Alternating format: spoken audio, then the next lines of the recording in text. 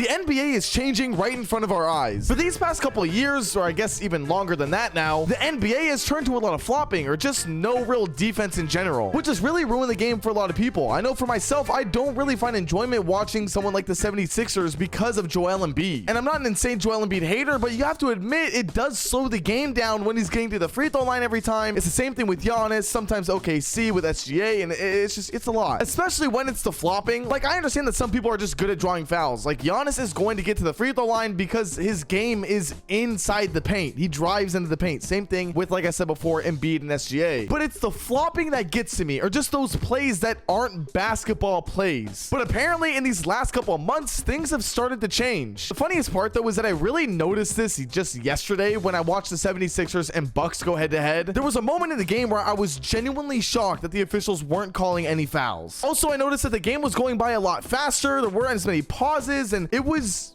way more fun to watch. But anyways, when I went on Twitter, I saw this tweet from Shams basically saying, "I'm told the NBA's competition committee met on Tuesday and discussed ways to incorporate more defensive freedom, evaluating how to potentially allow more physicality, using the next couple months to strategize." Now, after seeing that this was posted on March 13th and the game I watched was yesterday on the 14th, I thought that Adam Silver already sent in some sort of memo to the officials saying, hey, let's lighten up on these calls and let's let them play more. Because at the end of the day, it's one thing to give defensive players more freedom when playing defense, and it's another to just not really call fouls and let players get mauled in the paint. But apparently Adam Silver didn't actually say anything to any officials or teams yet, or at least that's what I thought, until I saw this Woj tweet where he says that the NBA shared with teams one of the league's focuses in the competition committee meeting had been on offensive players hunting for fouls and veering off paths into defenders. These are the things that aren't basketball plays. These are offensive players taking advantage of the terrible rules that the NBA has implemented over the years to protect the offensive players and just getting a free run at the free throw line. I mean, this tweet right here shows exactly what is happening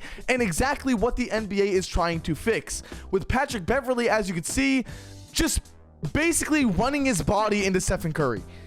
I mean, Curry does nothing but run alongside him, and Pat Bev just slams into him. And you want to know who got the call? Curry. It was on Curry. It was Patrick Beverley going to the free throw line after this. And I don't want to target any specific players, but there is someone who does this a lot, that being SGA. And I saw this montage on the NBA Reddit yesterday showing all of SGA's free throw attempts, or free throw, what's the word I'm looking for? Every foul that led Shea to go to the free throw line. And I thought it'd be kind of fun just to go through and say which ones we feel like are genuine, true fouls and other ones that really shouldn't be getting called. So let's go ahead and start here with the first clip, okay? SGA driving in as always.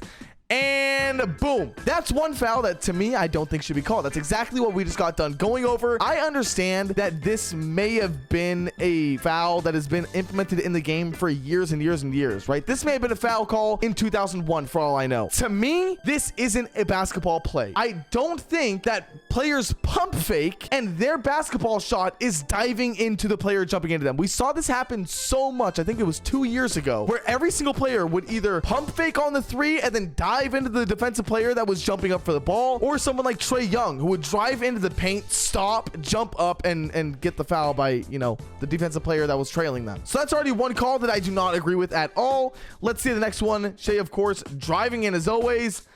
This one is very clearly a foul. Derrick Jones Jr. had his hand, as you can see right here, actually, on Shea's arm almost that entire shot attempt. Clear foul. There's no doubt about that. Once again, the same shit we just got done talking about, the pump fake drive into the player's body. I hate that move so much. That is something that should be eradicated from this game. I think it's dog shit. And that leads to an and one, which is a huge swing, especially when they're in a 1-point game right now. Jay, what's it gonna do next? That right there. Why did my Siri just talk? I'm not talking. That right there, though, is a move. Let me watch it one more time, just to make sure I'm not. That's a basketball move. That's the difference. This is what we're talking about here, okay? That is a basketball move. Yes, he did it in a way where he knew that the pump fake was going to lead to him jumping, but Shea didn't really have any other place to go. Being on this side of the basket, if you pump fake here, he can't go under the basket for a layup. That would make no sense. This is a basketball foul. I understand and respect that call. Every other one that he did, though, with the little jump into bullshit, I hate that. But this one, I understand. I think we have one more in here.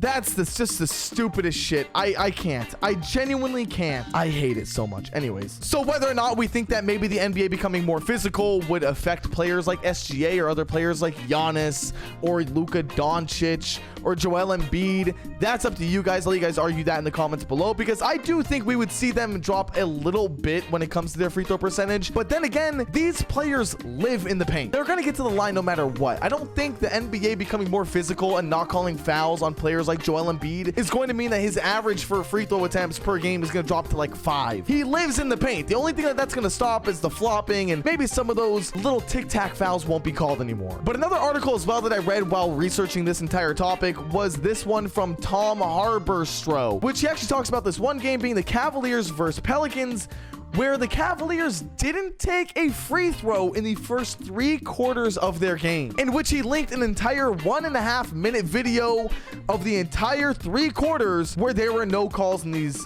plays right here. I don't know if the Pelicans got any good calls in this, but this right here is the NBA I enjoy watching. You will see as you watch these clips as I go on with them, players like Garland going in. I think this play right here can be a little bit dangerous because they're falling on each other, but it's not enough for a foul call, right? Someone falling over someone else doesn't really mean it should be a foul. Jared Allen getting in there, post up, driving in. Great defense. The Pelicans have obviously been on their defense game this year. It's the reason why they're doing so good. I just got done watching their Clippers game, so I've been really interested in watching them. That right there, this Donovan Mitchell drive is the same exact thing we saw from Shai Gilgeous-Alexander at the end of the last clip. It is the same exact little that gets him a call, and in this game it didn't, and I love it. I love it so much. In the article as well, they show this: the NBA shooting foul rate is plummeting, with this being a graph showing God knows what. I don't know how to read this shit. All I know is that this is the dates down here, and the other thing I see is that shooting fouls have gone down. Right here you have Luka's 73-point game, and this entire stretch where we saw, I swear to God, it was 5 different 70-point games, and it dropped significantly before and after the All-Star break. Once again, love to see it. And they also show this chart right here showing that the officials are swallowing their whistle by letting defense really be played. Even illegal defense they're letting be played. They're not calling defensive 3-second violations, travels, technicals, shooting fouls, all this stuff. It's very interesting to look at. I'll leave this article in the comments below or in the description if I remember while uploading. The other thing as well is that you're really seeing defense become more of a thing when you see games like this.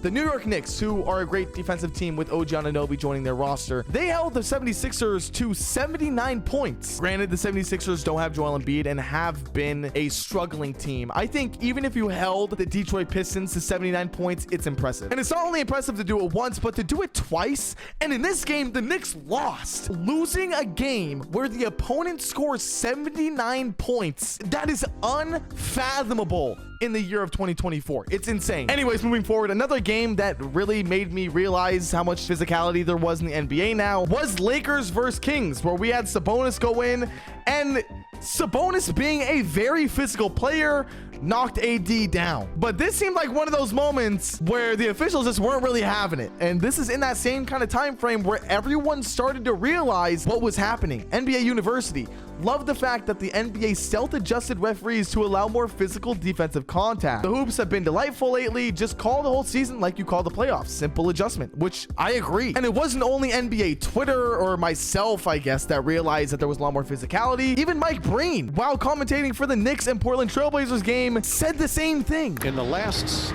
same month, I think the officials have changed a little bit with what they're calling. And what I mean by that, they're letting them play more. Anyways, he continues to talk, but point is, the NBA is changing. It's becoming more physical.